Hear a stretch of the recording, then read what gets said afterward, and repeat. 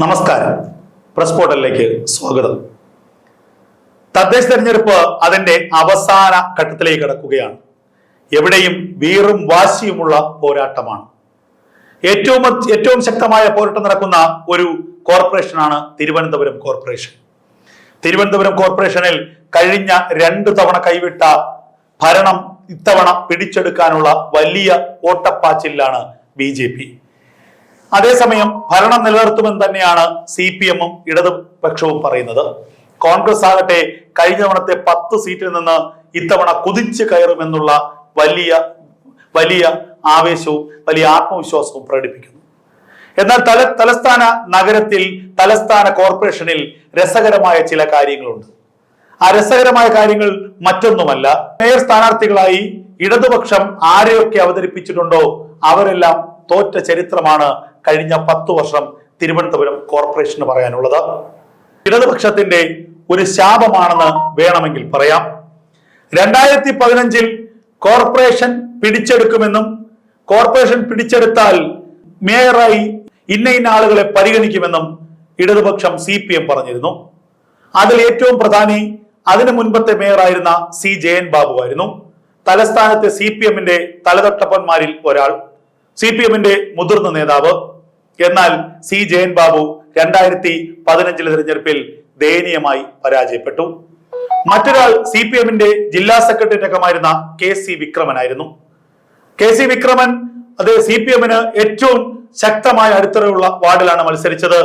KC വിക്രമനും 8 നിലയിൽ പൊട്ടി.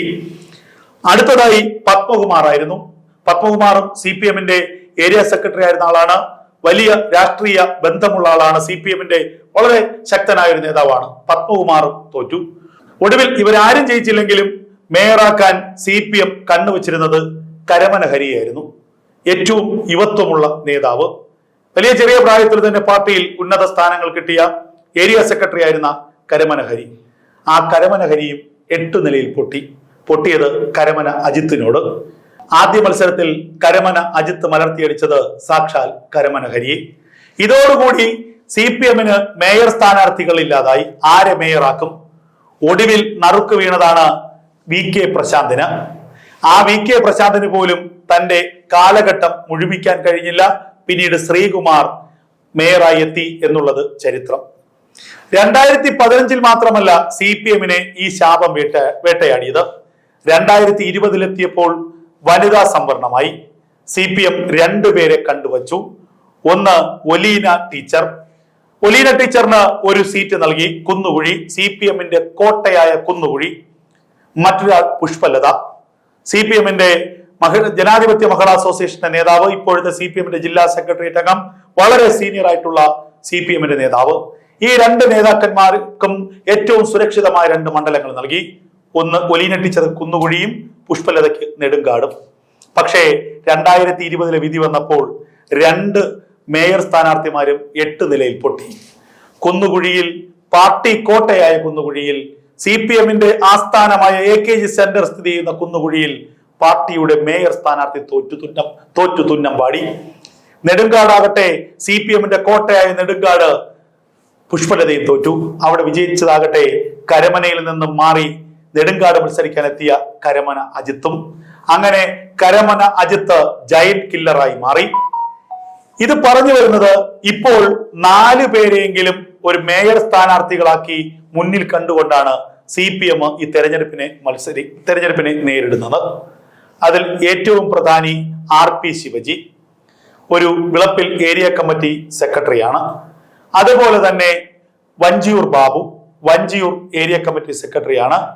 മറ്റൊരാൾ SP ദീപക് മത്സരിക്കുന്നത് പേട്ടയിലാണ്. DYFI-യുടെ മുൻ നേതാവായിരുന്നു. മറ്റൊരാൾ ശ്രീകുമാർ, മുൻ മേയറായിരുന്ന ശ്രീകുമാർ. ഇതിൽ വഞ്ചിയൂരിൽ മത്സരിക്കുന്ന വഞ്ചിയൂർ ബാബു ജയിക്കുമെന്ന കാര്യം സംശയത്തിലാണ്.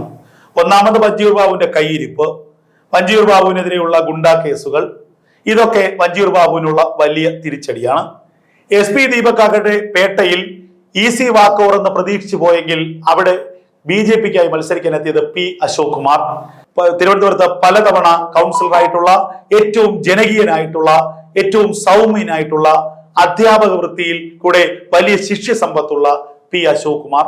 അവിടെയുള്ള കോൺഗ്രസ് സ്ഥാനാർത്ഥിയും നിസ്സാരനല്ല. RP Shivaji പുന്നയ്ക്കാമുകളിലാണ്. പുന്നയ്ക്കാമുകളിൽ RP ശിവജിക്കെതിരെ BJP രംഗത്തിറക്കിയിരിക്കുന്നത് S Maheshwaran നായരെ. കോൺഗ്രസ് ടിക്കറ്റിൽ പലതവണ കൗൺസിലറായി പ്രതിപക്ഷ നേതാവ് വരെയായിട്ടുള്ള മഹേശ്വരൻ നായർ. ആ മഹേശ്വരൻ നായർക്കൊപ്പം മുന്നിൽ RP ശിവജി വിജയിക്കുമോ എന്ന് കണ്ടു തന്നെ അറിയണം. കഴിഞ്ഞ 10 വർഷത്തെ മേയർ സ്ഥാനാർത്ഥിമാരുടെ CPM-ലെ അവസ്ഥ നോക്കിയാൽ ചിലപ്പോൾ ഈ 4 പേരും എട്ടുനിലയിൽ പൊട്ടുമെന്ന കാര്യത്തിൽ സംശയമില്ല. CPM-ലെ പ്രവർത്തകർ തന്നെ അടക്കം പറയുകയാണ്, ഇത്തവണ എന്തായാലും CPM-ന് മേയറാക്കാൻ കഴിയില്ല, BJP മേയർ വരും. അഥവാ എന്തെങ്കിലും തരത്തിൽ വന്നാൽ പോലും ഏതെങ്കിലും ഒരു പുതുമുഖത്തിന് സാധ്യതയുള്ളൂ. CPM മേയറാക്കാൻ മുന്നോട്ട് വച്ചിരിക്കുന്ന, മേയറാക്കാൻ നിർദ്ദേശിച്ചിരിക്കുന്ന അല്ലെങ്കിൽ മേയറാക്കുമെന്ന് കരുതുന്ന 4 പേരുടെ കാര്യം കട്ടപ്പുകയാണ് എന്നുള്ളതാണ് യാഥാർത്ഥ്യം. നേരിനും നാടിനുമൊപ്പം എന്നും ഉണ്ടാകും പ്രസ് പോർട്ടൽ. പിന്തുണയ്ക്കുക, സബ്സ്ക്രൈബ് ചെയ്യുക.